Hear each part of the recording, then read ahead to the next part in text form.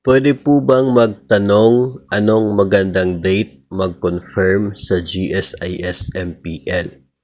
Pag nag-apply ka ng loan sa GSIS, meron yang cut-off para yung loan mo or amortization ay magsisimula the following month.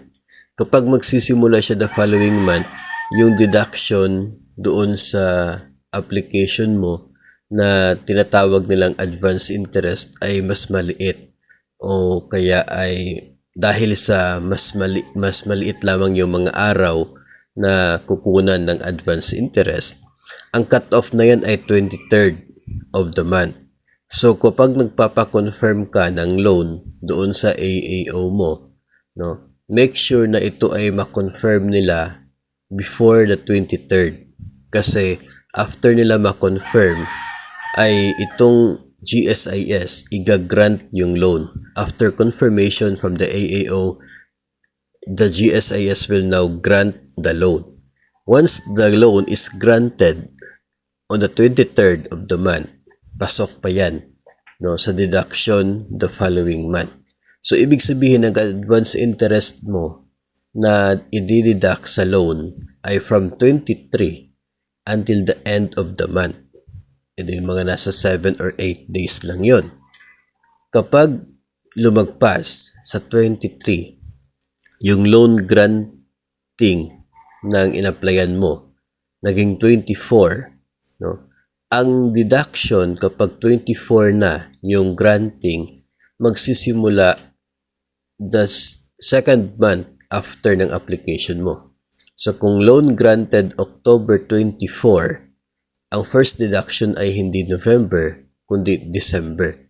So dahil December, yung first amortization, magdideduct ngayon ng advance interest coming from your loan application, itong GSIS from October 24 until November 30. Ito yung mahigit isang buwan yon. Mahigit isang buwan, kukunin yung interest sa period na yon mula doon sa in-applyan mong loan. Kaya mas maliit ang magiging net proceeds mo. Ganun po yung dahilan dyan kung bakit lumiliit yung actual na tinatanggap na loan proceeds kapag alanganin na yung pag-a-apply natin. Kasi yung granting, nag-apply ka ng 23rd or 22nd, tapos yung granting nangyari sa 24. Hindi nadagdagan ng isang buwan yung advance interest na deduction doon sa application mo. So, mas maliit ngayon yung naging net proceeds. So, yun po yung dapat nating tingnan or tandaan if we are trying to apply for a GSIS loan. Ang isa din po sa maganda kapag nandito ka sa before the 23rd, maliban po sa mas maaga yung kanya pong amortization, mas maliit yung advance interest, mas mataas po yung chance na remitted na or posted na yung payment sa previous month. No? Kung dito ka sa mga 20-22 of October, malaki yung chance na yung remittance for the month of September ay posted na.